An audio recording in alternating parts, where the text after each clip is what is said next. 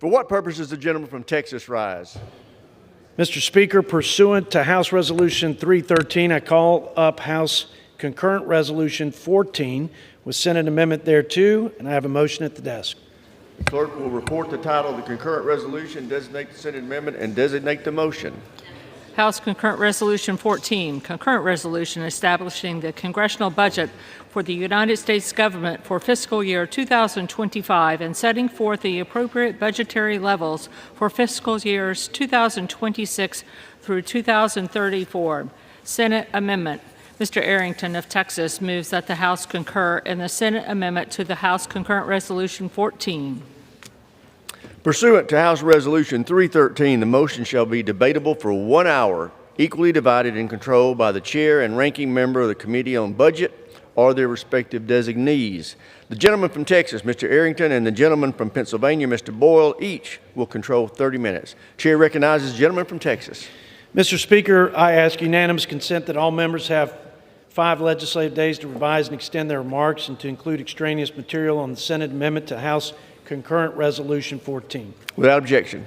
Mr. Speaker, I yield myself such time as I may consume. The gentleman is recognized for such time as he may consume. Mr. Speaker, in the most historic election of our lifetime, Americans resoundingly elected President Trump and Republican-led Congress to reverse course on the failed policies and the string of self-inflicted disasters of the past 4 years. Unbridled spending and bad economic policies have weakened our economy, created a cost of living disaster for working families, and pushed our nation ever closer to the precipice of a sovereign debt crisis. Today, our national debt is at wartime levels, Mr. Speaker. Our deficits, $2 trillion, more than our annual appropriations budget. Half of that is interest. Interest on the debt is greater than we spend, Mr. Speaker, on all of defense. And respectively, it's more than we spend on all of Medicare services to our seniors. It is completely and utterly unsustainable. We're at a critical inflection point. We have a generational opportunity to rein in wasteful spending, reignite growth, and put our nation on a responsible and sustainable path. Members of this chamber did just that. The Republicans of the House fashioned a fiscal framework that was responsible, that put pro-growth policies in place to incent growth and job creation, move our country forward, strengthen our economic base, which is our power base that gives us our global leadership influence. We also give tools and resources to our commander-in-chief to provide for a common defense. And we bend the curve on mandatory spending, which is 75% of the budget, 90% of the increase in spending, and it is the spending that is bankrupting the United States of America.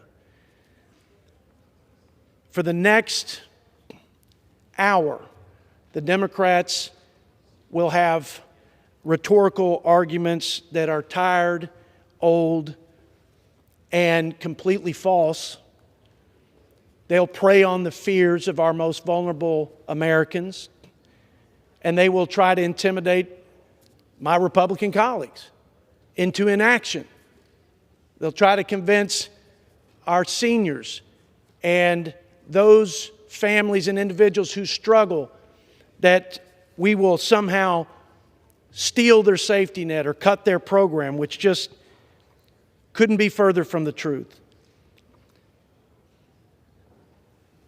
Mr. Speaker, my Democrat colleagues in the Rules Committee said, listen, if you're just talking about cutting waste, you know we're there. You know we'll meet you halfway. You know we want to ensure that the taxpayer dollars are stewarded, and yet they take out their baseball bat when we talk about the hundreds of billions of dollars in waste, fraud, and abuse, and they politicize it. But when they had full control of the House and Senate and the White House, and they jammed through their Inflation Reduction Act or the American Rescue Plan, there wasn't a jot or tittle, not a single measure of fiscal control or a measure of rooting out waste and fraud, but they say they're with us. Mr. Speaker, instead, there was $2 trillion in wasted tax dollars, opening up health care and welfare to illegals, waived work requirements to able-bodied Americans, trapping more people in dependence on the government. Of course, they also had bailouts for student loans and expansion of IRS by $80 billion, mandating electric vehicles for every American, tax breaks for green energy corporations, and the list goes on and on. They'll also dust off an old playbook where they say that the Tax Cuts and Jobs Act was simply a tax cut for the rich. So just to dispel that with a few points, the Washington Post gave 4 Pinocchios to their claim that it went to the rich and to the corporations. 3 out of $4 went to individuals. And the lower 10% of our income brackets received the highest tax break, and the top 1% actually had to pay a higher share of taxes. In addition, we saw 25-year wage increases. We saw American families, median household families, be able to put $5,000 back into their pockets. And 6 million people were raised out of poverty. So all boats rose on the tide of prosperity. And yet my colleagues, my Democrat colleagues, are trying to stop us from simply extending the tax relief to our small businesses and tax breaks to our families after a 21% inflation tax that they suffered through for the last few years. If they were successful in opposing the extension of the Tax Cuts and Jobs Act, an average American will have a tax hike of 22%. $1,700 would be the extra expense for families of 4. 26 million small businesses would lose their comparable tax break through the 20% 199A deduction. Child tax credit would be cut in half for 40 million families. The standard deduction for 91% of all Americans would be cut in half. Mr. Speaker, as we unlock the reconciliation process, I'm encouraging my colleagues to hold fast to the principles established in the House's budget resolution. If we do that, we will preserve the blessings of liberty and prosperity for our children and grandchildren for generations to come. If we don't, if we shrink back in this monumental moment and this historic opportunity, then we will be the first generation of Americans who have left our country worse than we found it. If we are to usher in that golden age of America that President Trump is fond of talking about, we must advance a budget resolution bill that doesn't just include tax cuts or deregulation or good energy policies. All that is good, but also, admittedly, the most difficult part, but the most necessary, which is reining in the runaway spending that is driving the greatest country in human history off of a fiscal cliff. Mr. Speaker, I urge my colleagues to reverse the curse, and I yield back. Does the gentleman reserve? I reserve, Mr. Gentleman reserves. Gentleman from Pennsylvania, Mr. Boyle, is recognized. Thank you, Mr. Speaker. I yield myself such time as I may consume. Gentleman is recognized for as much time as he may consume. Well, thank you, Mr. Speaker, and thank the Budget Committee Chairman.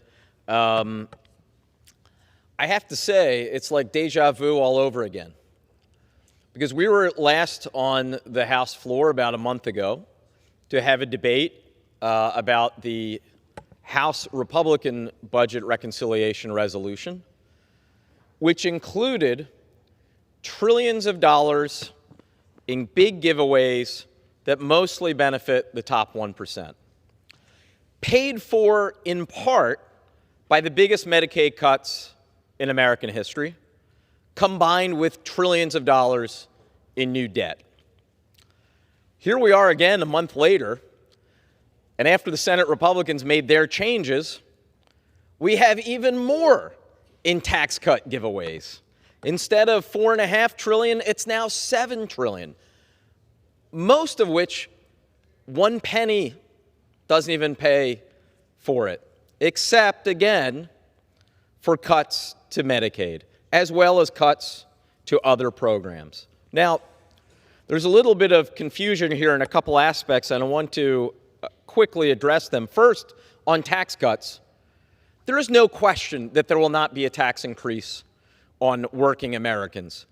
There is widespread agreement on both sides of the aisle when it comes to tax cuts on those making under $1 million a year. In fact, in the Rules Committee a few weeks ago, a Democratic member offered an amendment to say, we agree.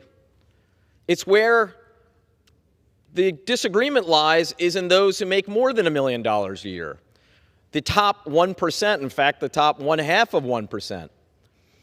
Every Democratic member voted in favor of that amendment that would make clear we'd be extending the tax cuts for everyone who makes up to $1 million, a massive amount of money. Every Democrat voted for it. Every Republican voted against it. So don't be confused and don't be scared by this scare tactic. If you were a middle-class American, if you are in the 99%, you will not see your taxes go up next year. There's no question about that. What is at issue is the tax cuts for multimillionaires, billionaires, and big corporations. Now, there's another part that has gotten confused or obscured, and that's with respect to the Medicaid cuts. As CBO confirmed in a letter they sent to Mr. Pallone and to me, there is no question that this piece of legislation before us calls for hundreds of billions of dollars in Medicaid cuts, the largest in American history. There are some on the other side who have said, well, the word Medicaid technically doesn't exist in the bill, therefore these cuts don't exist. Give me a break. The instruction in this piece of legislation directs the Energy and Commerce Committee to identify at least $880 billion of cuts in those programs where they have jurisdiction. Well, guess what? 93% of their jurisdiction is Medicare and Medicaid. You can literally cut everything else that they have jurisdiction over, and that only gets you about $380 billion. So at least $500 billion. By definition, in order to follow and carry out these instructions, have to come from Medicaid. Now, finally, because I know we got a lot of speakers on this side, there is something additional in this new version of the reconciliation resolution. It's called, quote, current policy baseline. It is a fraud. And to House Republicans' credit, actually, in their proposal, they didn't rely on this fraud.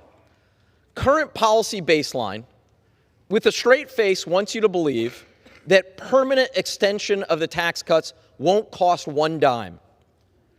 This would establish a dangerous new precedent here. For 51 years, we've operated under the Budget and Impoundment Control Act. For 51 years, we've had the Congressional Budget Office, and we've had these rules, as imperfect as they may be, that we have to follow, that things have to be paid for within a 10-year window. Current policy baseline means that rule goes out the window. And if we think that in establishing this new precedent, that this will be the only time it's ever used, that's crazy. And if we think that we have a national debt issue right now, which we both agree on, it will get far, far worse if the new standard becomes this phony fraud of current policy baseline. So, Mr. Speaker, I look forward to the rest of the debate, and with that, I reserve. Gentleman reserves. Gentleman from Texas. Mr. Speaker, I yield 2 minutes to the gentleman from the Keystone State, dear friend and Vice Chairman of the Budget Committee, Mr. Lloyd Smucker. Mr. Smucker is recognized for how long? 2 minutes. 2 minutes. Yes, 2 sir. minutes. Thank you, Mr. Speaker, and I thank the chairman for yielding. I want to say first that it has been a great pleasure of mine to work with the chairman over the past few months. He's done an incredible job leading the Budget Committee and leading our conference to a bill passed out of the House that not only extended the tax cuts, it secured the border, it unleashes American energy, it funds our military. All of the priorities, all of the mandates, makes good on the mandates that the American people have given us and have given the president in this past election. And I'll say first that it is, I think, important to every member of the Republican conference in the House, and I believe every Republican member in the Senate as well, to extend those tax cuts to drive an economy that is working for Americans and drive additional growth in the economy. So that's what came out of the House, and so I was very disappointed to see very, very different instructions to the Senate that I just think are not serious. I believe that we have to do these tax cuts. And what I think is also important to every member of the House, we know the fiscal trajectory that we're on. We know this won't end well if we constrain, if we don't restrain our runaway spending. I think this is our opportunity to do it, and the $4 billion floor in spending savings in that Senate bill just simply are not acceptable. There are those who argue that we'll be working on this, and we'll still come up with a good bill. But to me, it's important we have the guardrails in the initial resolution. I think there's a reason for the initial resolution. It's to set up the framework for what this reconciliation will look like. And so, unfortunately today, unusual for me, but I will not be able to support this bill on the floor. I will be voting no on this bill. There is... I think the gentleman in reserve. I give the gentleman 15 seconds. The gentleman is recognized for an additional 15 seconds. Again, with what I started with, it's very important we get this bill done. There is a better path forward. We have an amendment that could be passed in this bill that would satisfy where the Senate is, where the House is. And as I said, I can't vote on this bill as it is, but there's a pathway forward here that is very, very important. Gentleman's time has expired. Does the gentleman reserve? I reserve. Gentleman reserves. Gentleman from Pennsylvania is recognized. Thank you, Mr. Speaker. I now have the distinct honor of yielding 1 minute to my good friend, the gentleman from New York, the Democratic leader, Mr. Jeffries. Gentleman is recognized.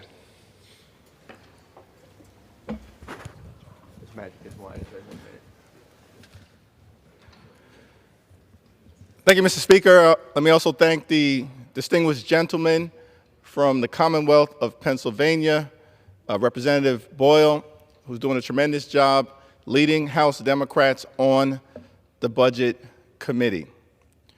Mr. Speaker, yesterday, I urged you to join me on the House floor to debate this reckless budget one-on-one, so we would have an opportunity to fully air in a transparent way before the American people Democratic values and Republican values, the Democratic perspective on this budget and the Republican perspective. I'm on the House floor right now. We're ready to debate one-on-one, prepared to yield to you for a colloquy at any time so we can discuss the Democratic vision for building an affordable economy that lowers costs and makes life better for the American people, and the Republican budget proposal that would enact the largest Medicaid cut in American history in order to pass massive tax breaks for your billionaire donors like Elon Musk.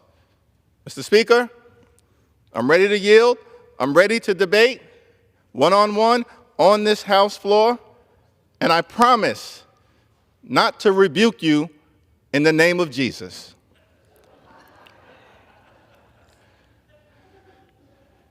Here in America, we were told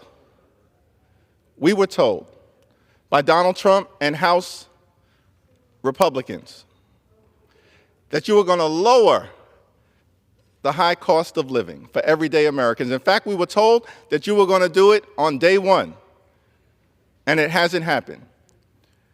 President Trump and House Republicans told us that you were going to deliver the golden age of America But over the last several months, we haven't witnessed the golden age of America. We've witnessed a rotten age. You are crashing the economy in real time, driving us toward a Republican recession that's going to hurt children, hurt families, hurt seniors, hurt everyday Americans, hurt veterans, and hurt people across the land. You haven't done anything to address the high cost of living. As Democrats, we recognize that America is too expensive. The cost of living in this great country is far too high. Housing costs are too high. Grocery costs are too high. Insurance costs are too high. Utility costs are too high. And child care costs are too high. America is too expensive. We should be working to lower the high cost of living. Far too many people in this country can't get ahead, and they can barely get by, struggling to make ends meet, living paycheck to paycheck. We should be acting decisively to address the high cost of living. President Trump promised costs would go down on day one. Costs aren't going down, they're going up. Inflation is going up. Consumer confidence is coming down. And these reckless policies, including the Trump tariffs, are driving us toward a recession. And on top of it all, you are presenting a budget that's going to make things worse. So we stand here today in strong opposition to this reckless Republican budget. It's a cruel budget. It's a budget that will have catastrophic consequences on everyday Americans. It's an assault on the economy. It's an assault on Medicaid, an assault on health care, an assault on nutritional assistance to children and families. It's an assault on older Americans, an assault on hospitals and nursing homes and community health centers. It's an assault on veterans, which is why we reject it, because we're going to stand on the side of the American people. Now, there are so many different problems with this budget resolution, but let's begin with the fact that Republicans are setting in motion the largest Medicaid cut in American history. That's going to hurt people all across this country, in small-town America, in urban America, in rural America, in the heartland of America, in Appalachia, all across this country, people will be hurt. Health care will be taken away from children, pregnant women, everyday Americans with disabilities, older Americans, people in nursing homes, people who are receiving long-term care. Nursing homes will close. That will impact everybody in a given community. Hospitals will shut down in rural America, in small-town America, all across America. The largest Medicaid cut in American history is completely and totally unacceptable.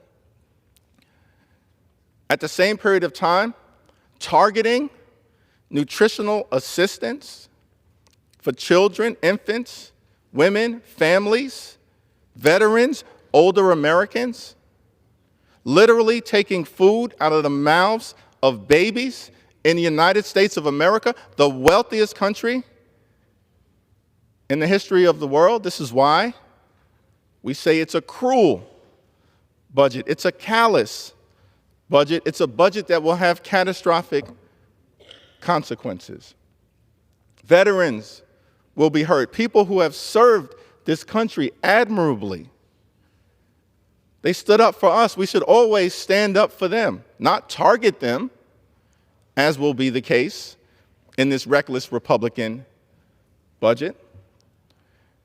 And so we're here to make it clear, hands off Medicaid, hands off the health care of the United States of America, hands off nutritional assistance, hands off veterans, hands off everyday Americans struggling to make ends meet. Republicans do nothing to lower the high cost of living. In fact, you're making the affordability crisis in America worse, not better. Then you target earned benefits and things that are important to the American people, like Medicaid, to visit upon it such an extreme cut. And what are you doing it for? What is it in service of? All to pass massive tax breaks for your billionaire donors like Elon Musk. The president himself has made that clear. At the end of the day, that's what this is all about. How extraordinary is that? As Democrats, we support tax cuts for everyday Americans, tax cuts for small businesses, tax cuts for family farmers, tax cuts for those who need relief, not tax cuts for the wealthy, the well-off, and the well-connected. And so we stand in strong opposition to this GOP tax scam. It's the reason why, Mr. Speaker, I've said, let's debate this on the House floor directly, through a colloquy, transparently, to make it clear to the American people where we stand and where Republicans stand at such a fragile moment with so many people in this country struggling to make ends meet. And so as House Democrats, we're going to continue to stand on the side of the American people. We're going to stand on the side of our children, of our families, of our veterans, of older Americans, of everyone aspiring to achieve the American dream. Stand up in defense of Medicaid, stand up in defense of veterans benefits, stand up in defense of nutritional assistance, stand up in defense of economic opportunity and a fair tax code that is designed to build an economy that actually works for everyday Americans, as opposed to an economy of the billionaires, by the billionaires, and for the billionaires. That is why we strongly oppose this reckless Republican budget resolution, and we will not rest until we bury it in the ground, never to rise again. I yield back. The gentleman reserved from Pennsylvania, gentleman from Texas is recognized. Mr. Speaker, after the Tax Cuts and Jobs Act, the wages for the bottom 10% grew at twice the amount of the top 10%, and wealth 3 times the top 1%. And if Leader Jeffries is successful at killing the Tax Cuts and Jobs Act extension, he'll raise $1,739 of taxes for families in his district. With that, I yield 2 minutes to my friend from California, Mr. Tom McClintock, for 2 minutes. Gentleman from California is recognized for 2 minutes. Mr. Speaker, Benjamin Franklin told of a French woman who once confided to her sister, "I don't know how it happens, sister, but I meet with nobody but myself that's always in the right." He was reminding his colleagues that democracies were never designed to make perfect decisions, only the most acceptable ones to the most people. Now, my disappointment in the Senate version before us is vast, but it has one redeeming quality. It is within reach. No, it doesn't begin to address the dangerous debt that threatens our nation's solvency, but it does open up a process that is absolutely critical if we're going to stop a $4.5 trillion tax increase that would devastate our economy and provide the funds to secure our borders and provide for our defense in a dangerous world. I am frustrated with the Senate numbers, but in DOGE we trust. I think we can achieve $1 trillion of savings as a result of its work. The mass repatriation of millions of illegal aliens should save another $150 billion. Restoring the work requirement for able-bodied welfare recipients will save hundreds of billions of dollars more without touching a single service for the truly needy. And the economic rebound from the regulatory and fiscal reforms and from the bilateral free trade agreements the President intends to negotiate are potentially explosive. None of these reforms is in this resolution, but all of them depend on this resolution. If anybody's got a better alternative, they need to bring it to a vote in both houses this week. Otherwise, let us take a little of Benjamin Franklin's advice, doubt a little of our own infallibility, and get on with the work we were elected to do, and upon which the prosperity of our people and the future of our nation depends. I yield back. Does the gentleman reserve? I reserve. Gentleman reserves. Gentleman from Pennsylvania is recognized. Mr. Chair, I yield 1.5 minutes to the gentleman from New Jersey, the ranking member of the Energy and Commerce Committee, Mr. Pallone. Gentleman is recognized for 1.5 minutes. Thank you, Mr. Speaker. I've heard my Republican colleagues today admit that they were extending the tax cut for the rich and the large corporations. I've heard them say they're worried about the debt, which certainly this bill would also increase the debt. What I have not heard them admit is that they are cutting Medicaid to pay for all this.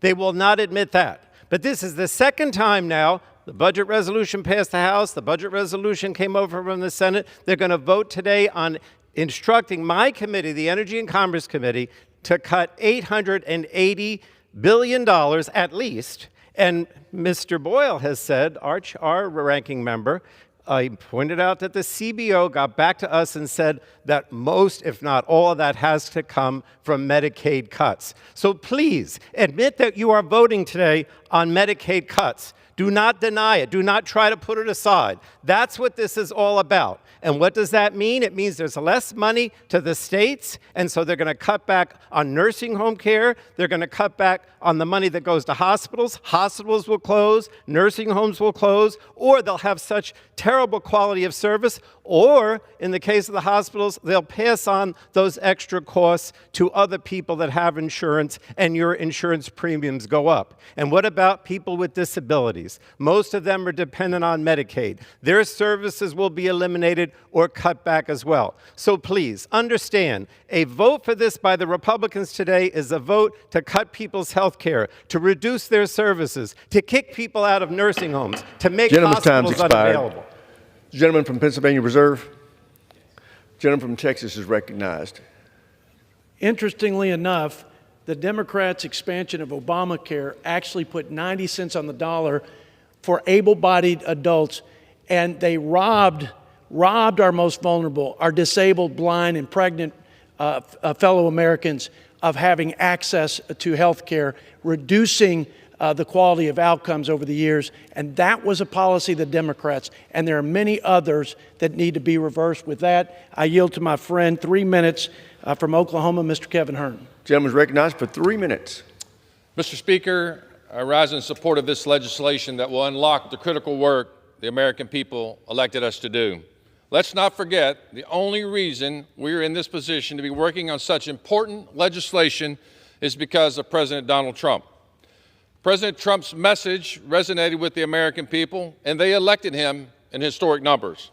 They delivered Republican majorities in the House and the Senate because they want Congress to deliver on the promises we made. Today, it is time for us to act so that we can get on with the real work in our committees.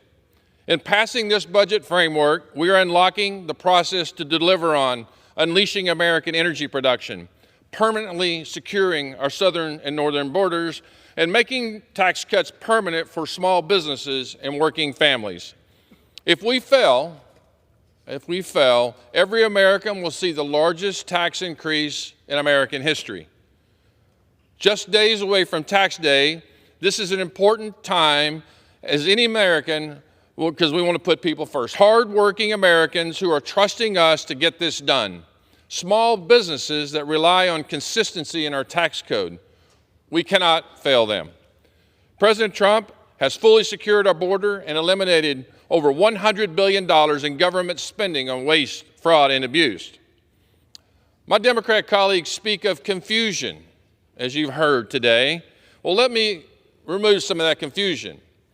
President Trump's new proposal on tax cut are for those making tips, not wealthy. Those on overtime, not the wealthy. reducing the tax burden on those receiving Social Security, our seniors, not the wealthy.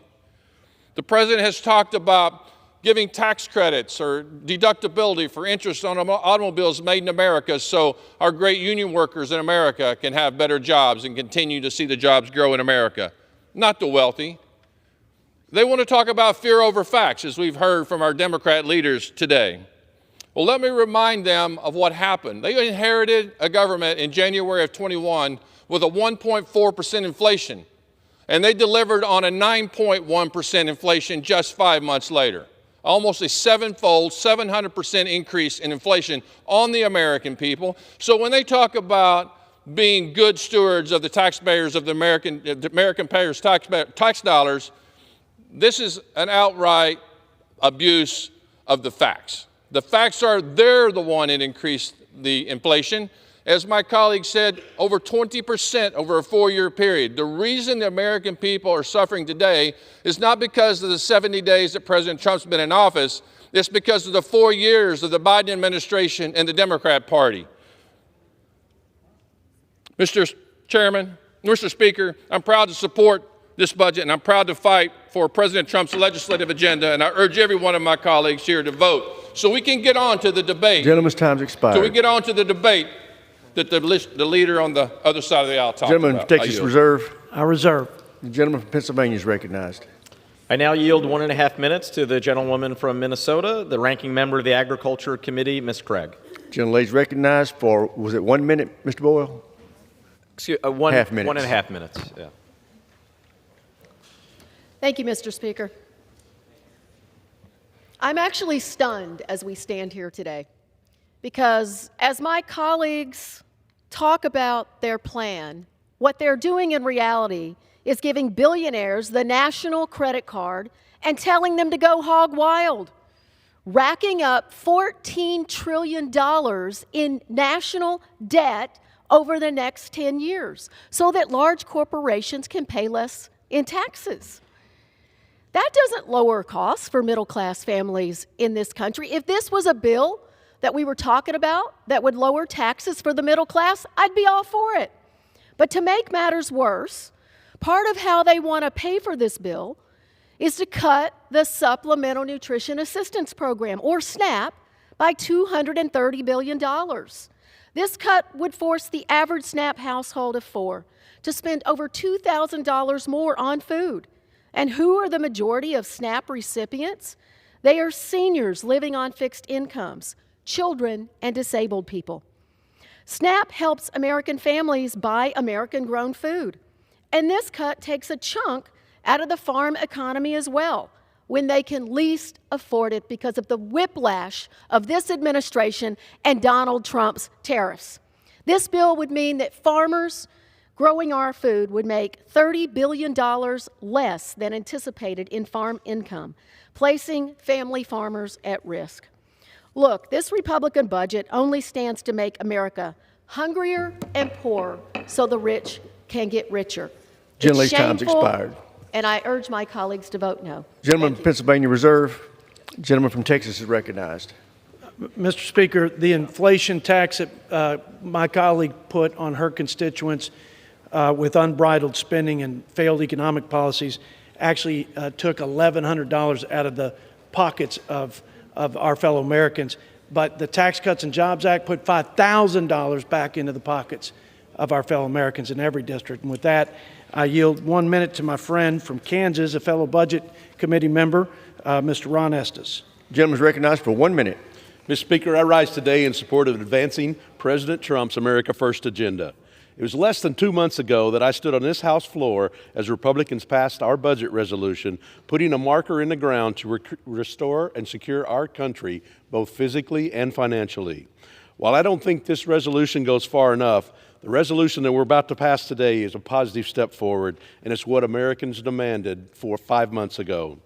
Yesterday, I had the opportunity to talk directly with President Trump in the West Wing. He's asking Republicans to support this budget resolution to move the process forward. This resolution is only one more step in the process to obtain these positive results. Voting yes means voting for a secure border and economic growth. By voting yes, we're voting for a path to make the Tax Cuts and Jobs Act permanent. It means making economic growth provisions like research and development, the small business pass-through, interest deductibility, and immediate expensing permanent parts of our tax code. A yes vote prevents the largest tax increase for Americans in history. As a fiscal hawk who will continue to work with the Gentleman's time's administration expired. to rein in reckless spending, I'm voting yes for the American Gentleman from people. Texas Reserve? I reserve. Gentleman from Pennsylvania is recognized. Mr. Speaker, I yield 1 minute to the gentleman from California, distinguished member of the Budget Committee, Mr. Peters. Gentleman is recognized for 1 minute.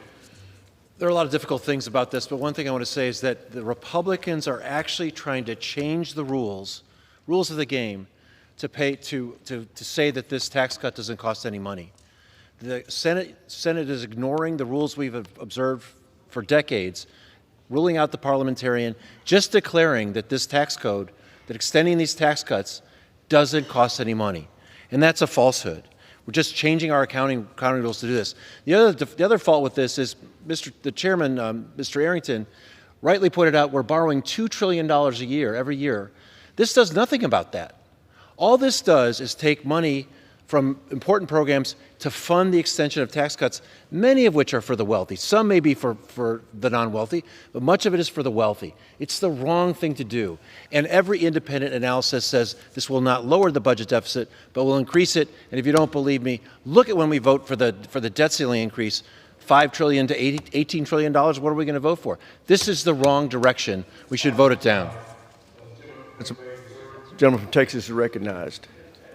Tax Cuts and Jobs Act, the top 1% of earners in this country that pay 40% of the light bills and the expenses of this growing massive federal government, they paid more share of taxes than they did less. The code got more progressive. With that, I yield to my friend Mike Carey from the great state of Ohio for 1 minute.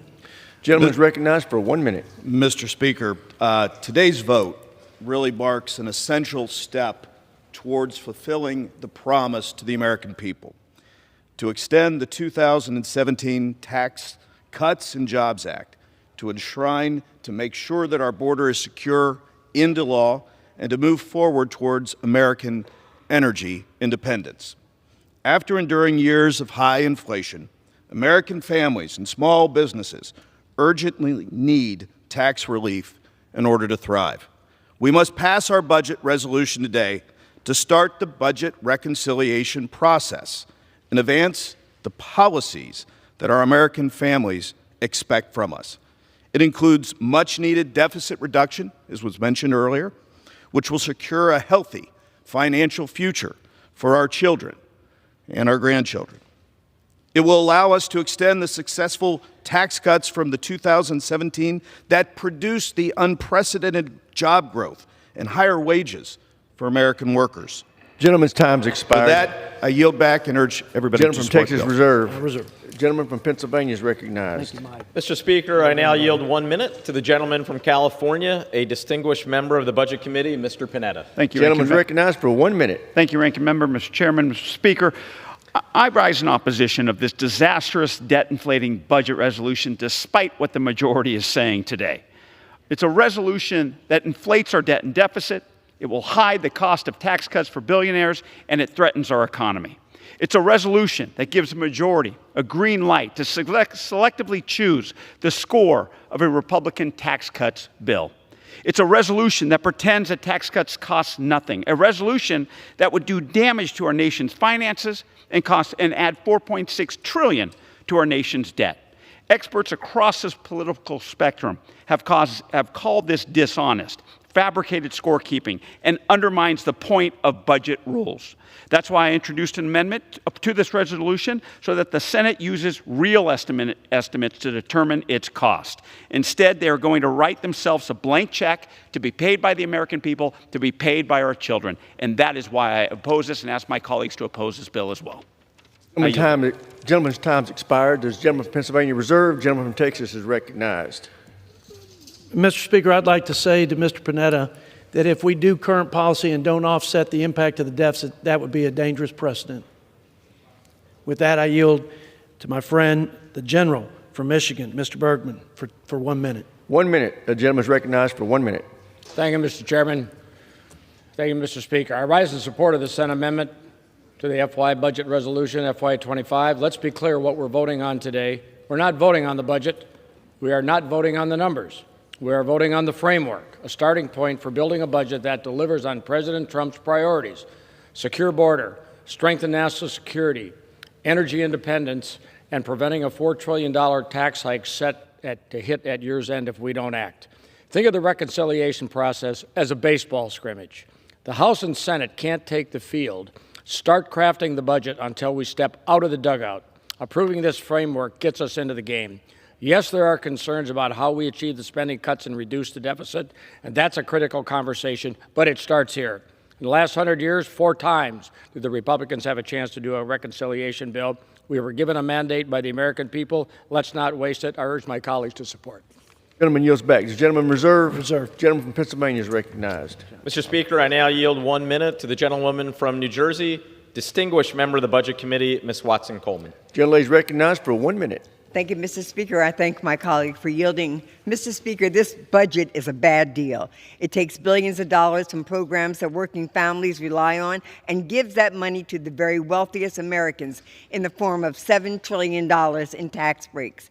It slashes funding for programs like Medicaid, which nearly 2 million people in my state of New Jersey rely on for health care. It raises the health care costs for folks who get their coverage through the Affordable Care Act. In my district, folks could see their premiums go up by $1,400 per year under this budget.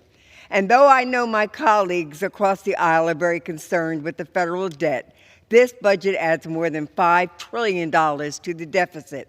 This is a ripoff for working families, and I strongly encourage my colleagues to oppose this measure. I thank you, and I yield back. Gentlelady yields back. Gentleman from Pennsylvania reserved. Gentleman from Texas is recognized.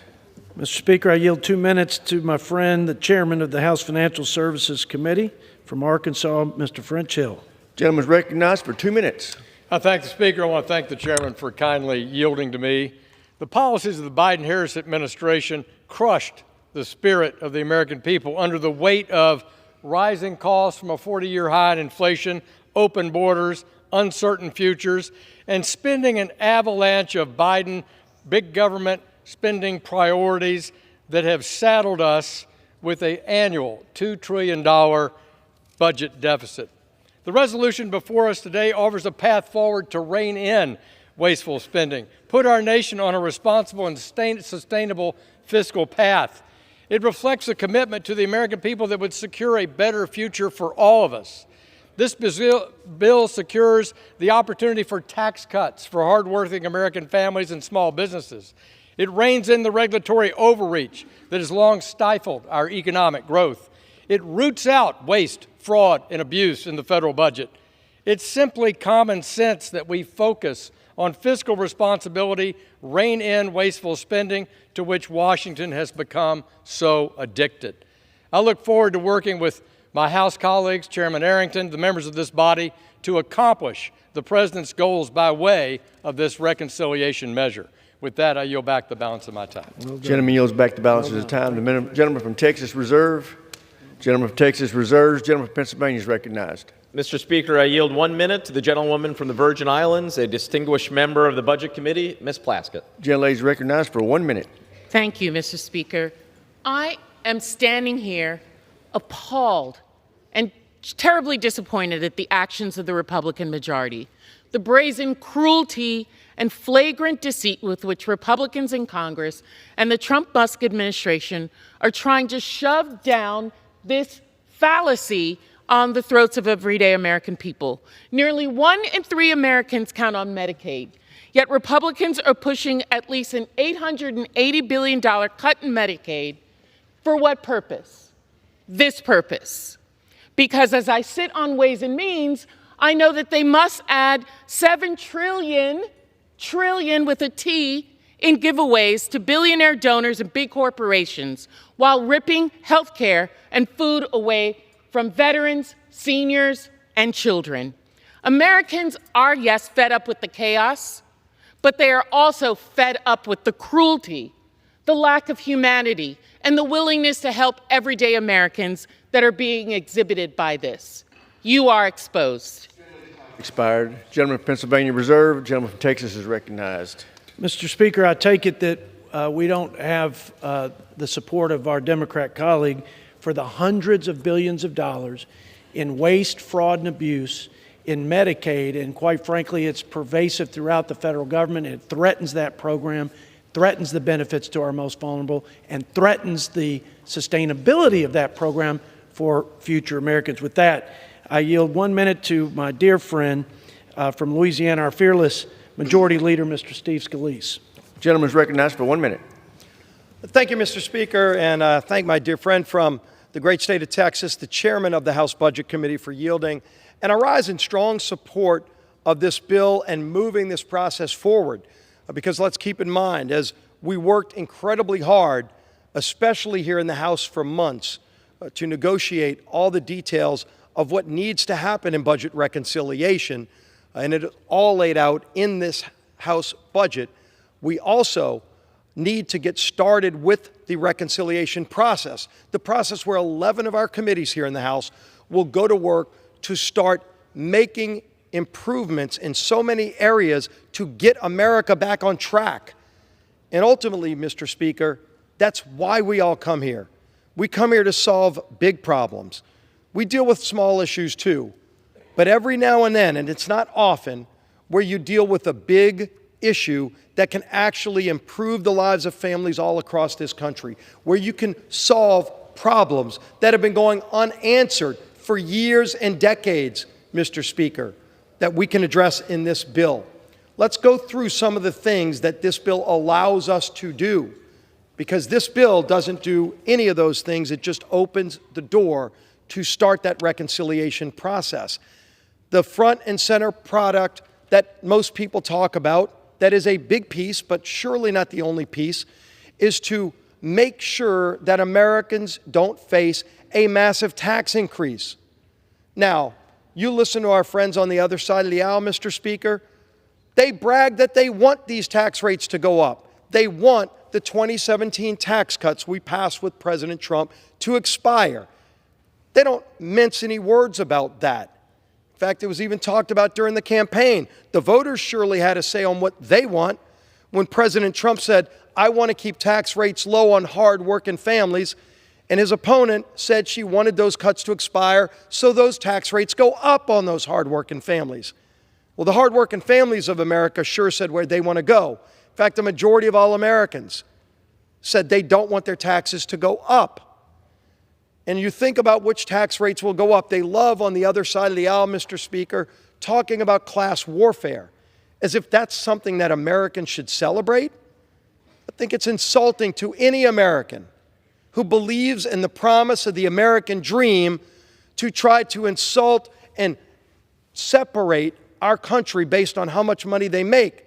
Because whatever you make today, the greatest thing about America, which is the greatest country in the history of the world, is that whatever you are today, however much you make today, wherever you came from today, you can be anything you want to be. If you work hard, you play by the rules, you follow your dream, whatever your dream is, Mr. Speaker. If you want to be a billionaire, and frankly, you talk to most billionaires, they didn't start off chasing wealth, because that's not what gets you there. They chase the idea of something bigger than themselves, and it usually involves bringing a lot of other people along with them, Mr. Speaker. It involves creating a lot of wealth for a lot of other people along the way, too. And I guess the people on the other side of the aisle want to crush that ability.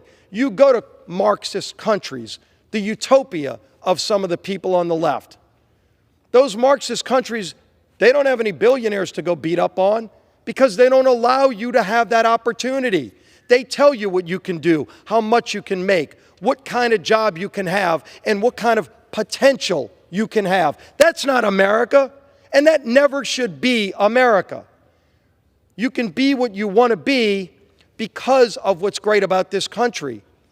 And if you happen to get success, however you define it, and it doesn't even have to be financial, but if you get that success, why should government want to punish you for achieving it?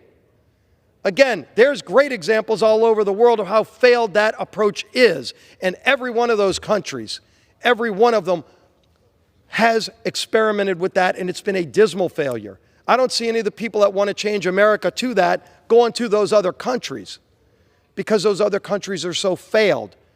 So let's start with that. Look at the individual income tax rates that we want to keep where they are. We'd like to make them lower, but we surely don't want them to go up as the other side of the aisle wants to do. If you allowed these tax cuts to expire, which a no vote today would ensure, if you had those tax rates expire, it's not the millionaires and the billionaires that they keep talking about. It's 95% of all families in America would see their taxes go up. 95%. Now, unless you're making $70,000 a year and you think you're a billionaire, your taxes are going to go up. You make $50,000 a year, your taxes would go up. The alternative minimum tax comes back. A lot of people don't know what that is because we got rid of it in 2017. Every member of the Democrat Party voted no because they don't want those taxes to go away, but we luckily got the votes without them and passed it, which for the middle class of this country was a kick to the gut, and we got rid of that. That would come back 100%, and all of those people in the middle class would see a massive tax hike. Think about your small businesses. People love coming here talking about small businesses, and we ought to be doing everything we can to help the creation of more small businesses and to help the growth of our existing small businesses. But what happens if you vote no on this bill, Mr. Speaker? If you vote no, what's called 199A, it's a tax provision that very few people might be able to explain if they are told to explain it. But let me tell you what it is. 199A that would expire, that we keep going in this bill, is the equalizer for small businesses to be able to compete on the same level playing field as a large business, a massive multinational corporation. The massive multinational corporations already have their tax rates set at 21%. But your small business down the street, the mom and pop store, the business that's hiring 3 people, that's allowing that person to maybe be the next billionaire, but they're not there today. They might want to get there. But if 199A goes away, all of a sudden that small business, every small business in America, goes from paying 21% equivalent to almost 43%.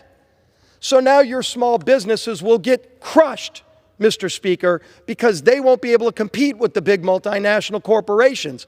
I don't know why the Democrats who oppose this bill want multinational corporations to get a 2 times advantage over every small business in America, but that's what a no vote means. You can hide behind billionaires all day long. The billionaires will benefit from that.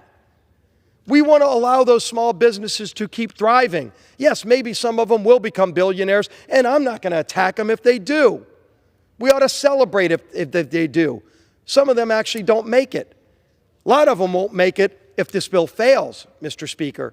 So we protect that as well so they can have their shot at the American dream. So the single mom who's maybe never had a family that was able to afford their own house can go own their own business and one day buy their own house and maybe get a nice car, maybe get the nice things in life.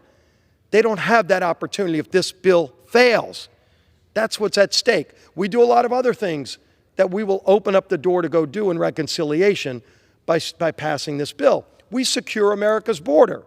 Now, again, this was a major issue in the campaign, and I know the folks on the other side want an open border. Thank God President Trump won and followed through on his promise to secure the border. We now have a 95% reduction in illegal crossings at our border.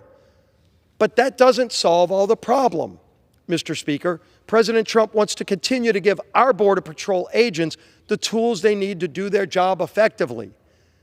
Why the previous administration denied them these tools, we can all debate.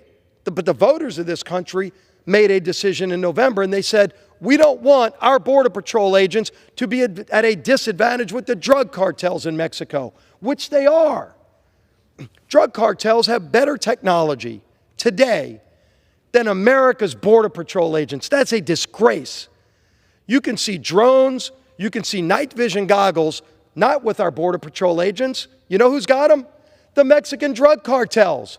And our Border Patrol agents who risk their lives to keep our families safe don't have that same ability.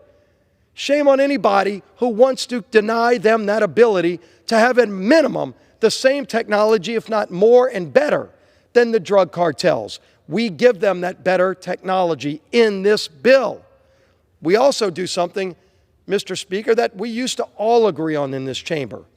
And now, unfortunately, it's become a partisan issue. But we still believe in strengthening America's defense.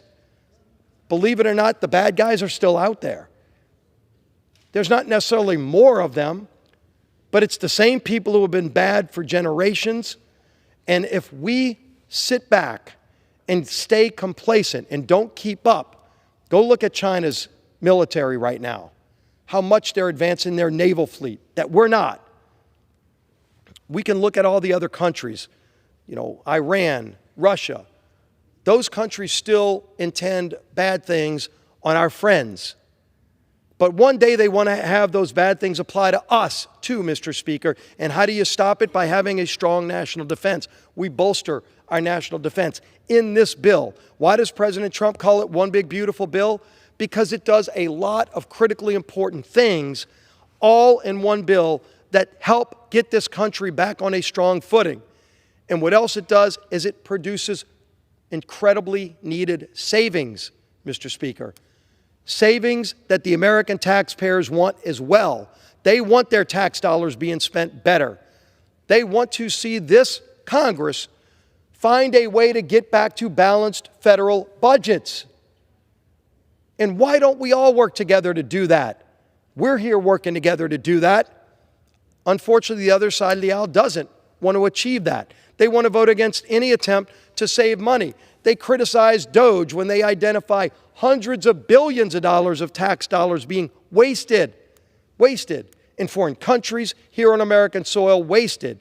And people that work 2 and 3 jobs, working their tails off to help provide for their family, are incensed when they hear about this waste. And they say, when's somebody going to do something about it? Well, President Trump said, I'm going to do something about it. He actually campaigned on that too, Mr. Speaker. He said what he would do, and he's doing it. There should be a parade applauding a president who actually ran on saying, I'm going to do things, and then he's actually following through on the promises. The other side can still be upset they lost the election, and they'll keep losing elections as long as they stay in denial about what this country wants. But this country, the American people, 77 million of them went to the polls and said, these are the things we want our president to do, and their president that they voted for is doing those things. But he needs help from this Congress to continue to follow through on that. That's what passing this bill today does. It starts that process. There'll be more time to debate every one of these items I talked about. And the people that are against all the things I laid out, they can still talk about why they're against them. They can make up fake boogeymen. Oh, it's the billionaires, it's this, it's disabled people are going to lose benefits. You know what we do? We strengthen benefits for those people that are truly needed, Mr. Speaker, because so many of these programs that once used to be so great and talked about and lofty have been abused. How many illegals here, people in this country illegally, are on some of these programs that are going bust? Yes, they're going bankrupt. Those aren't my numbers. You can go look at Biden's own actuaries on those programs. Biden's actuaries said those programs are going bankrupt. And the other side just wants to demagogue and say, leave them alone, leave them be, let them go bankrupt, would be irresponsible.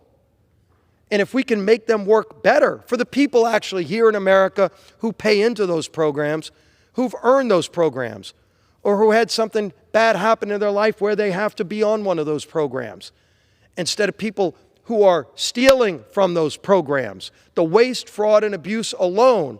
Government agencies have given reports on $60 billion a year in waste just in Medicaid. Waste. And they want that waste to continue on the other side.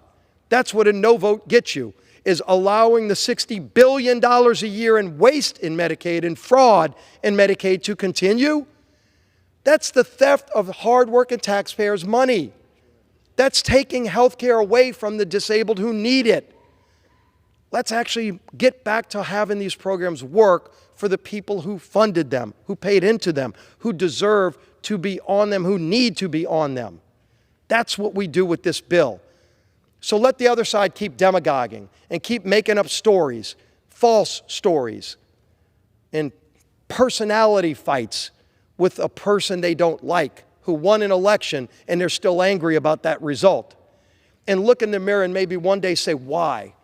Why did all those people, 77 million of them, go to the polls and say, we want President Trump to be in the White House to go do those things he said he would do, and he's doing them. Let's help him do it. Everybody should be supporting this.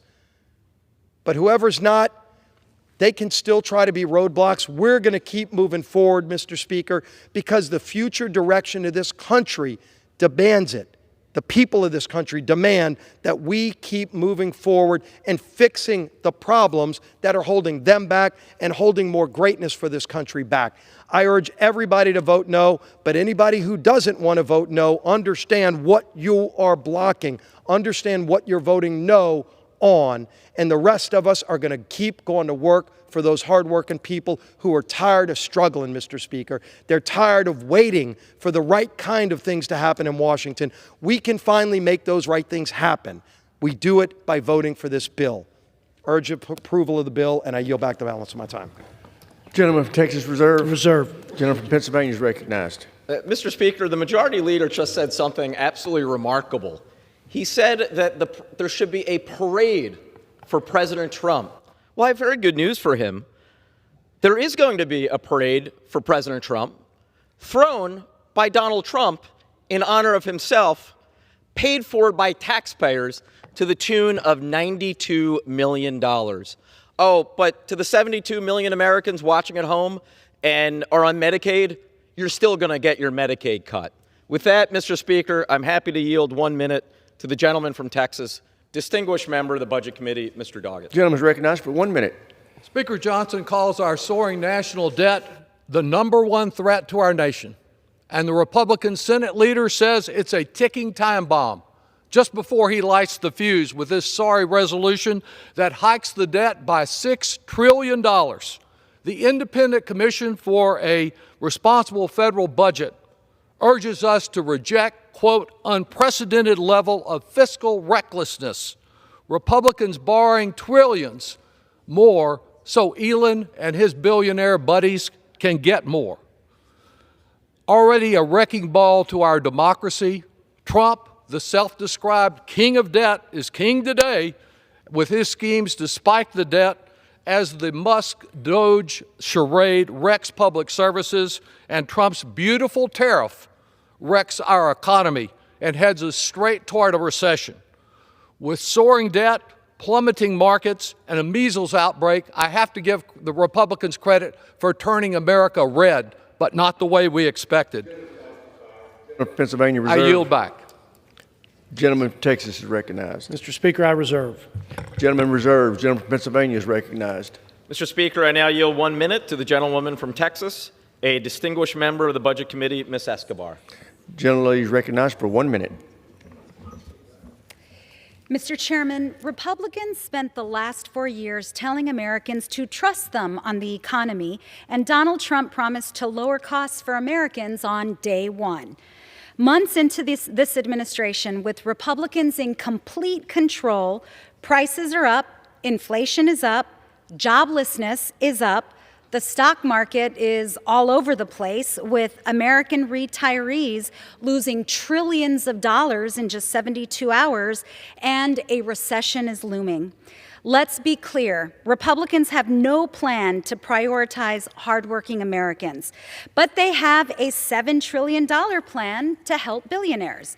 And they will do that by cutting Medicaid and nutrition programs and exploding the national debt by $6 trillion. This budget bill makes Americans sicker and poorer, and it will make the rich richer. I urge my colleagues to have some common sense, work with Democratic colleagues. Together, we can address all of this. I will be voting no on this bill. Gentlelady's time has expired. Gentleman from Pennsylvania reserves. Gentleman from Texas is recognized. I reserve, Mr. Chairman. Gentleman Mr. from Speaker. Texas reserves. Gentleman from Pennsylvania is recognized. Mr. Speaker, I yield 1 minute to the gentlewoman from Ohio, distinguished member of the Budget Committee, Ms. Capter. Gentlelady is recognized for 1 minute.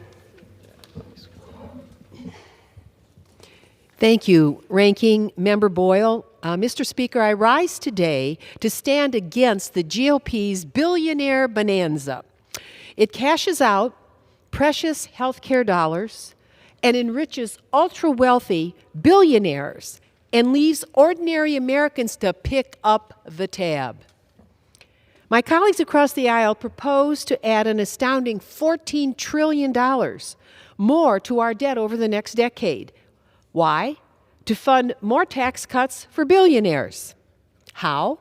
Speaker Johnson cuts hundreds of billions of dollars from Medicaid, a lifeline for millions of our citizens, including more than 200,000 in the district I represent. Every hospital I represent sustains itself with Medicaid and Medicare. This debate isn't just about the numbers on a balance sheet. It's about the health of the American people. And how will we keep our hospitals open, our nursing homes open? How do we take care of the American people's health? The Republican resolution is totally irresponsible. It's an abdication of our duty to serve all the American people, not just those at the top. Mr. Speaker, the top 1% of earners in this nation control more wealth than the bottom 50%.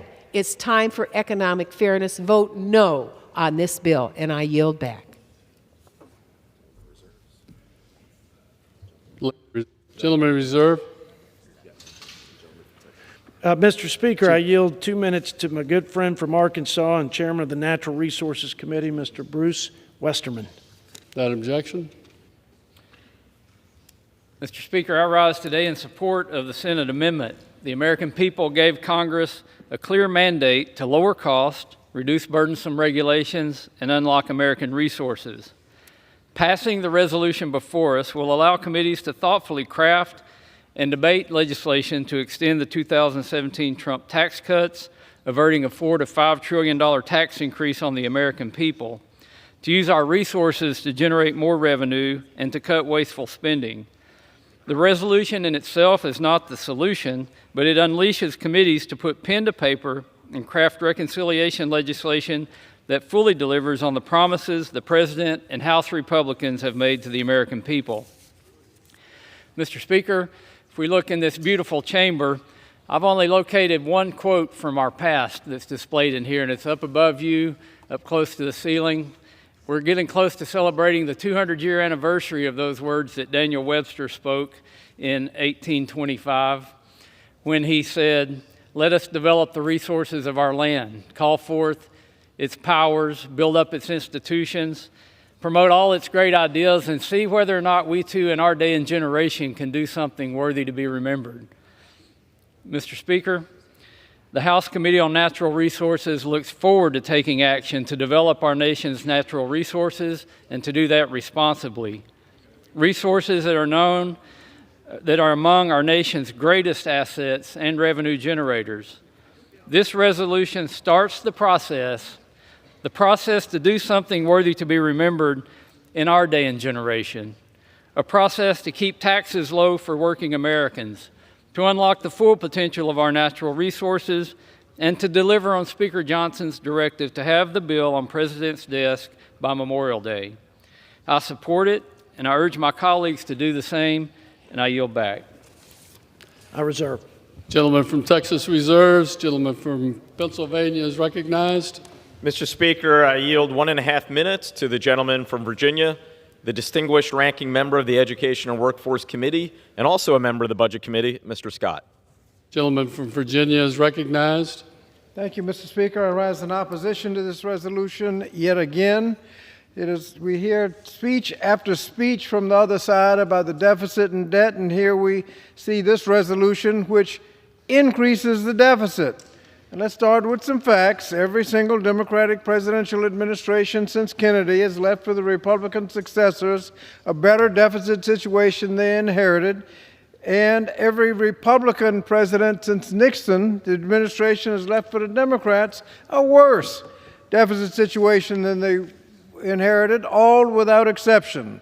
So here we are again, a Republican president following a Democratic president, and once again a budget that will explode the deficit and national debt just like clockwork with their tax cuts for corporations and the top 1%. Trump's first term added over $7 trillion to the national debt, and he wants to double down and do it all over again. As a ranking member of the Committee on Education and Workforce, I'm particularly outraged that Republicans want to partially fund these tax cuts for corporations and billionaires by making cuts to education programs and child nutrition programs. And this resolution will direct them to cut Medicaid, ripping health care away from millions of Americans. There's nothing fiscally responsible about this budget. It will add to the deficit, and the resolution wants to further inflict pain on working families and the middle class. Mr. Speaker, I ask my colleagues to oppose this resolution for the damage it will do to the economy and to the deficit. Thank you. I yield back. I reserve. Gentleman from Pennsylvania reserves. Gentleman from Texas is recognized. Mr. Speaker, I yield 1 minute to my friend from the Commonwealth of Pennsylvania, Mr. Dan Muser. Gentleman from Pennsylvania is recognized. Thank you, Mr. Speaker. I thank my friend from Texas for his leadership. Mr. Speaker, in order for us to deliver one big, beautiful reconciliation bill, one that extends the provisions of the Tax Cuts and Jobs Act, reins in regulations of wasteful spending, unleashes American energy, secures the border, curbs inflation, restores American growth and competitiveness, we first must pass the budget resolution. This resolution, Mr. Speaker, is no more than a bridge to reconciliation and to the golden era of the American economy. And frankly, what that bridge is made of really makes no difference so long as we cross it. Delaying this vote is in a symbolic protest only weakens our ability to act. Every day we wait, we put our economy, our national security, and our momentum at risk. The American people voted for bold action, Mr. Speaker, and President Trump and us in Congress intend to deliver. The reconciliation process begins with this resolution. Let's not protest the bridge that gets us there. Let's cross it. Let's achieve the results the American people expect from the Republican majority. Let's pass this and deliver a new golden age in America. I yield back. I reserve. Gentleman from Texas reserves. Gentleman from Pennsylvania is recognized. Mr. Speaker, I now yield 1.5 minutes to the gentleman from Massachusetts, the ranking member of the Ways and Means Committee, Mr. Neal. Gentleman from Massachusetts is recognized. Ask permission to address the House and revise and extend my remarks. Without objection. Mr. Speaker, the proposal that we're hearing from the other side is reckless and irresponsible. What they're saying is what they usually say. Let's complain about the size of the national debt, and then let's borrow the money for tax cuts to go to people at the very top. I defy anybody on this side to say right now that that's not what happened in 2017. They borrowed $2.3 trillion, gave a tax cut to the wealthiest amongst us, and then complained about Biden running up the national debt. The arithmetic doesn't work for you on this. The messaging you might remain consistent with, but what I've just said is entirely accurate. The money was borrowed in 2017. And then when you look at tax distribution tables, just take a look at who got the money. The tax cut for the person at the top was 288 times for what it was for the person making less than $50,000 a year. These are the numbers. They don't lie. The messaging that comes from the other side, you have them believe that they're on top of defending Medicare and Social Security and Medicaid. They're threatening all three with these proposals. I've not seen anything in my time like this, making massive cuts to Medicaid, closing Social Security offices, threatening Medicare, laying off veterans at veteran service offices, and then providing a tax cut to those in billionaire heaven down in the cabinet. Let's have an honest discussion between the two parties about fiscal policy. Gentleman's time has expired. Gentleman from Pennsylvania reserves. Gentleman from Texas is recognized. I thank the Speaker and yield 2 minutes to my good friend from the great state of Texas, fellow Budget Committee member, Mr. Chip Roy. Gentleman from Texas is recognized for 2 minutes. I thank my friend from Texas. I appreciate the able job that he has done in ushering through a responsible budget on the House side of the Capitol. Unfortunately, we're here debating an irresponsible budget sent over to us from the Senate. But I first, before my colleagues on the other side of the aisle applaud me for my opposition to the Senate bill, my colleagues on the other side of the aisle refuse to acknowledge any program that they don't think they can just continue to shovel money out, despite the fact it has terrible outcomes. Medicaid is debilitating the vulnerable, not helping them. We are shoveling money out to the able-bodied on the back of expansion of Obamacare. We are crippling the very program they say they want to uphold, while we allow money laundering to California, which they brag about openly, to give money to those who are here illegally and to destroy the program with an FMAP rate that is higher than the vulnerable, giving out more money than we even give to Medicare. But to my friends on this side of the aisle, when are we going to get serious about spending? The House budget actually does a job of trying to get to budget neutrality, balancing tax policy and spending policy. The Senate sent over a joke, and we're going to capitulate to the Senate, knowing full well that the Senate instructions carry the day. And we're going to be sitting there in a reconciliation debate where we're going to end up on the short end of the stick, but worse, the American people are going to end up on the short end of the stick because it absolutely increases deficits. No one can deny it. Anyone wants to get in a room and come debate me with a whiteboard, show me the math. At some point, if you're in Congress, pass a math test. Because the Senate bill doesn't add up. It will destroy this country with more deficits and the inflation tax that is crippling the average American family. I will not vote for the Senate bill. I yield back. Gentleman from Texas reserves. Gentleman from Pennsylvania is recognized. Well done, Chip. Well done, buddy. Mr. Speaker, I yield 1 minute to the gentlewoman from California, distinguished member of the Budget Committee, Ms. Chu.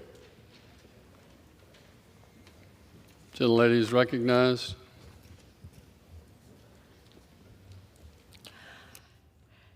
Mr. Chair, I once again rise in opposition to the Republican ripoff. Let's be crystal clear about what Senate Republicans did to this budget resolution. They made a terrible bill that rips off middle-class Americans even worse.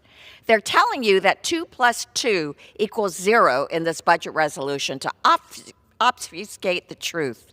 It will explode our national debt. It will make the Trump tax scam permanent, and it will make the devastating and inhumane cuts to life-saving services for working Americans to fund tax giveaways to corporations and the ultra-rich. Instead of standing up for their constituents, Republicans bend the knee to their wannabe emperor and his court of jesters and lackeys in the White House. This budget resolution tells us exactly who the Republicans are working for and who they want to help, and it's not the American people. It's a betrayal, and I won't stand for it. I yield back. Gentleman from Pennsylvania reserves. Gentleman from Texas is recognized. I reserve, Mr. Speaker. Gentleman from Texas reserves. Mr. Speaker, I yield 1 minute to the gentleman from the Commonwealth of Kentucky, distinguished member of the Budget Committee, Mr. McGarvey. Gentleman from Kentucky is recognized for 1 minute. I can tell you exactly what's going on in Louisville, Kentucky right now, Mr. Speaker. Grocery prices are up and retirement savings are in chaos. Republicans could put an end to this crisis, but instead they're going to make things worse. Republicans are about to hand billionaires like Elon Musk $5.3 trillion in tax cuts, the biggest billionaire tax cut in American history. And to pay for it, Republicans are cutting health insurance for families, ripping away food from kids, seniors, veterans, and cutting public education, all while increasing the national debt by $5 trillion. And I don't ever want to hear a Republican complain about the debt again, because no matter how they try to cook the books, and believe me, they are doing that too, they cannot hide from the negative impact this budget will have. Seniors will lose health care coverage. Veterans will lose coverage for the medications they need. Kids will go hungry. And for what? So Elon Musk pays even less in taxes? It's reckless and it's wrong. I yield back. What's next? I reserve, Mr. Speaker. Gentleman from Texas reserves. Gentleman from Pennsylvania is recognized. Yes, Mr. Speaker, I yield 1 minute to the gentleman from Rhode Island, a distinguished member of the Budget Committee, Mr. Amo. Gentleman from Rhode Island is recognized for 1 minute. Mr. Speaker, Republicans refuse to listen. They refused in February when they spiked my amendments to support Medicaid and SNAP, and they refused again today. And this is despite the pleas of Americans protesting Donald Trump and Republicans' plan to steal their health care and let kids go hungry. And also, despite the overwhelming majority crying out for everyday Americans over the whims of billionaires. Clearly, Republicans don't care about the facts or figures. So maybe they'll listen to my constituent Al. Al is a 74-year-old resident of an assisted living facility in East Providence. He is petrified of Republican cuts that will force him on the street. Al needs Medicare and Medicaid to make ends meet. Even with assistance, he lives on $120 a month. That's $30 a week. It's not fear-mongering to say that Republicans' plans would hurt Al to prop up billionaires. I will be voting no for the middle class, for families, for seniors, and for folks like Al. I yield back. Gentleman from Pennsylvania, reserves. Gentleman from Texas. I reserve, Mr. Speaker. Gentleman from Texas reserves. Gentleman from Pennsylvania is recognized. Thank you, Mr. Speaker. I yield 1 minute to the gentlewoman from Minnesota, distinguished member of the Budget Committee, Ms. Omar. Lady recognized for 1 minute. Mr. Speaker, this budget resolution isn't about fiscal responsibility. It's about enriching the ultra-wealthy and betraying working people. It's about gutting Medicaid and SNAP so that the rich can continue to hoard more tax breaks. These cuts do not make our country stronger. They make it sicker, hungrier, and more unfair. But this time, Republicans are not even pretending to pay for it. Senate Republicans are rewriting the rules and inventing fake budget math to claim that these tax cuts will not cost us anything. In truth, they cost the American people $7 trillion in total. All of this is being done to pave the way for a Trump term built on fear, lawlessness, and vengeance. President Trump is firing public servants, slashing critical programs, and enacting chaotic tariffs that will raise costs. This chaotic administration is trying to drag us into a recession, and instead of stopping it, congressional Republicans are acting as a willing accomplices. Gentleman from Pennsylvania, reserves. Reserve. I reserve, Mr. Speaker. Gentleman from Texas, reserves. Mr. Speaker, I now yield 1 minute to the gentlewoman from Vermont, a distinguished member of the Budget Committee, Ms. Ballant. Gentlelady from Vermont is recognized for 1 minute.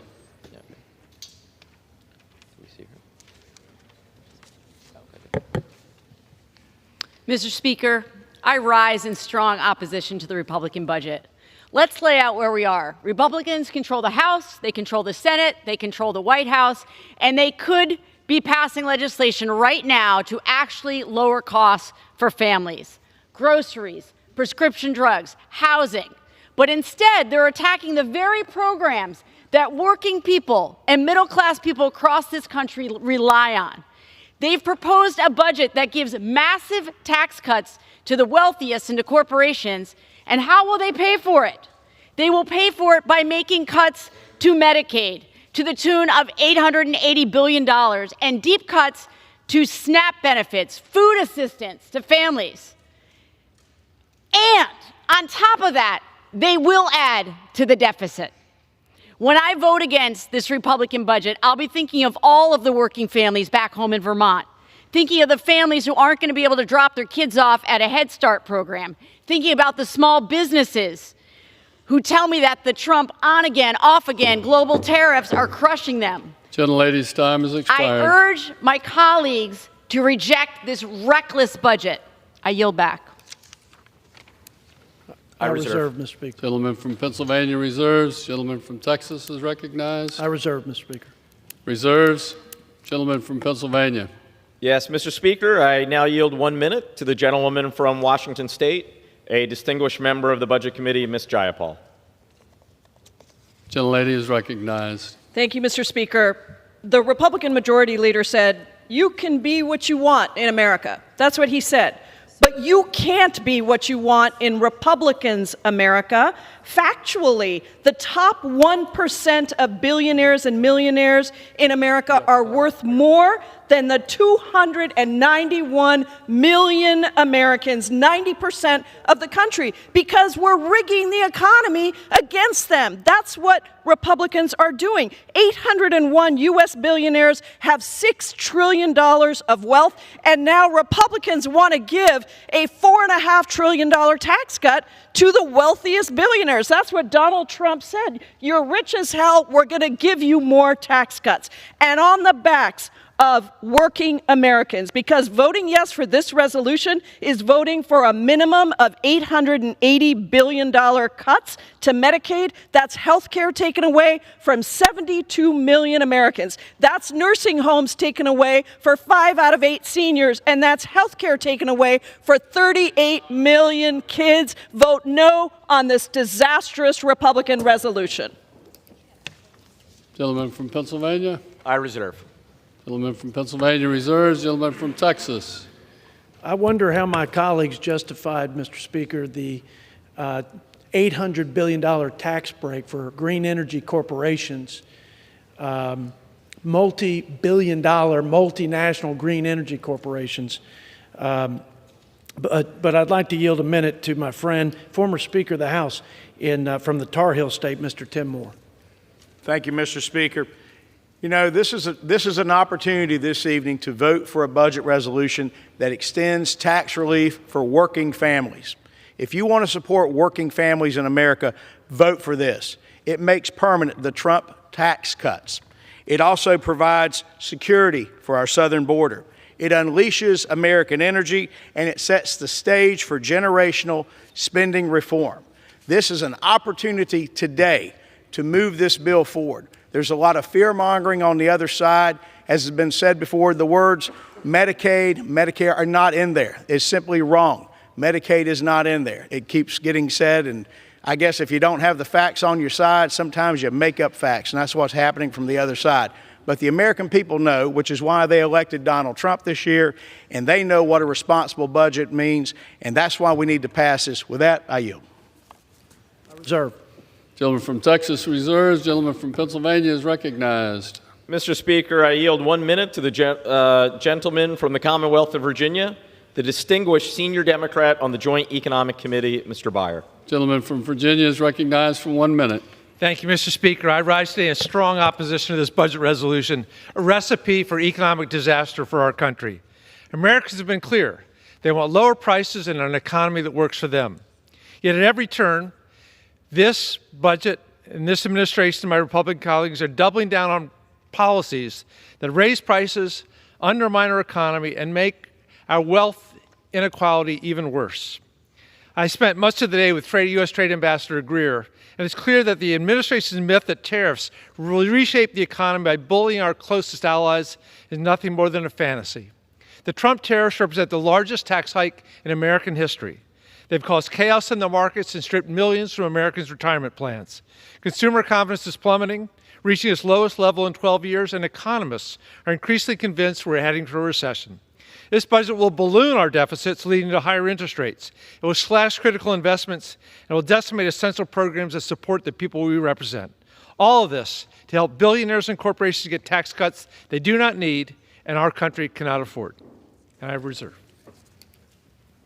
Gentleman from Pennsylvania. I reserve. Gentleman from Texas is recognized. I reserve. Mr. Speaker, may I inquire as to how much time remains on both sides? Gentleman has 3.5 minutes remaining. Thank you. With that, Mr. Speaker. 2.5 minutes remaining. 2 minutes remaining. Just to clarify, 3.5 minutes remaining on this side, 2 minutes remaining on that side. Correct. Thank you, Mr. Speaker. Mr. Speaker, I yield 1 minute to the gentlewoman from New Mexico, distinguished member of the Oversight and Government Reform Committee, Ms. Stansberry. Gentlelady from New Mexico is recognized for 1 minute. Thank you, Mr. Speaker.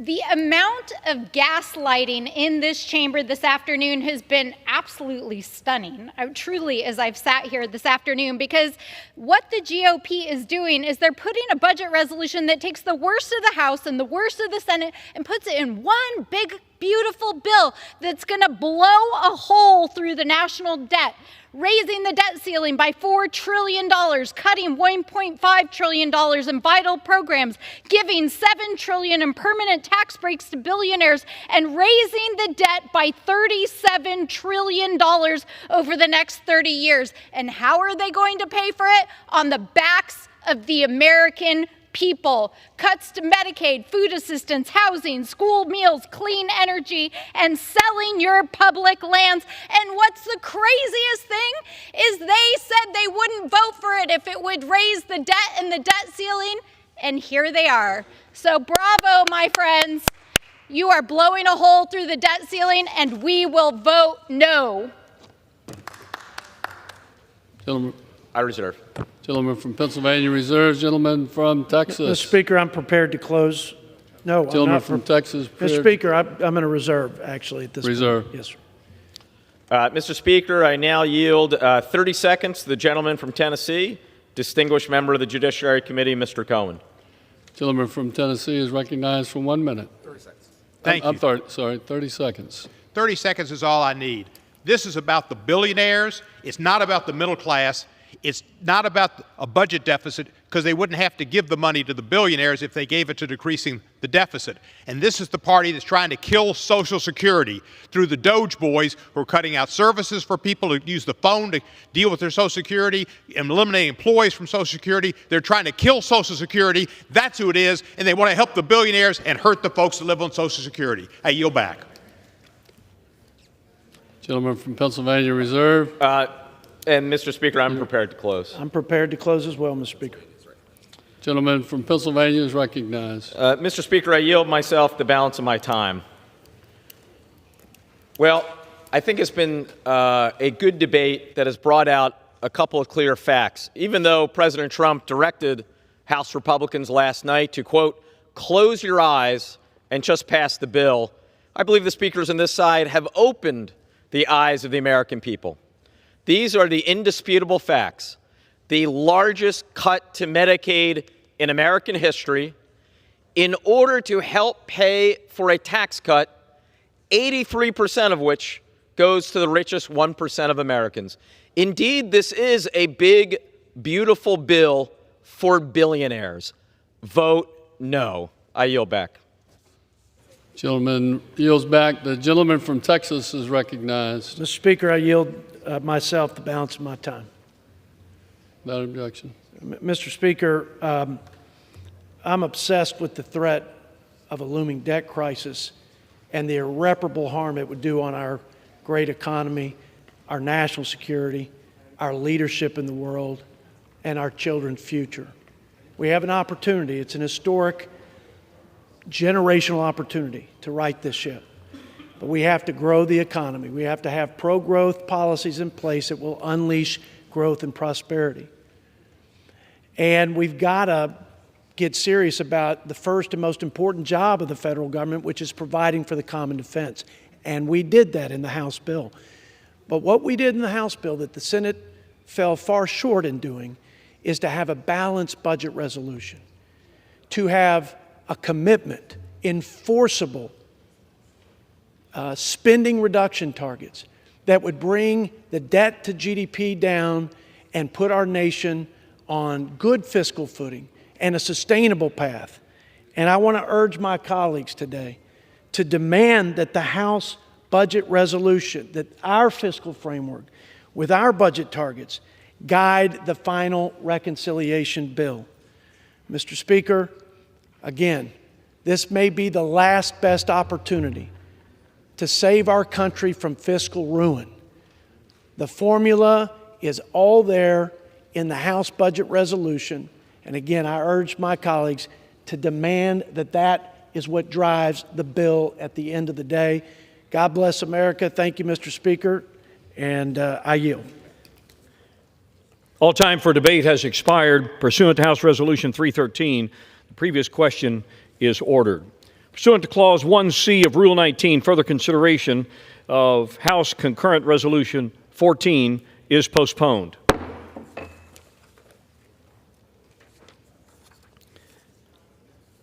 Pursuant to Clause 1C of Rule 19, further consideration of H.R. 1526 will now resume. The clerk will report the title. Union Calendar Number 27, H.R. 1526, a bill to amend Title 28 United States Code to limit the authority of district courts to provide injunctive relief and for other purposes. For what purpose does the gentlelady from North Carolina seek recognition? Mr. Speaker, I have a motion to recommit at the desk. The clerk will report the motion. Ms. Ross of North Carolina moves to recommit the bill H.R. 1526 to the Committee on the Judiciary.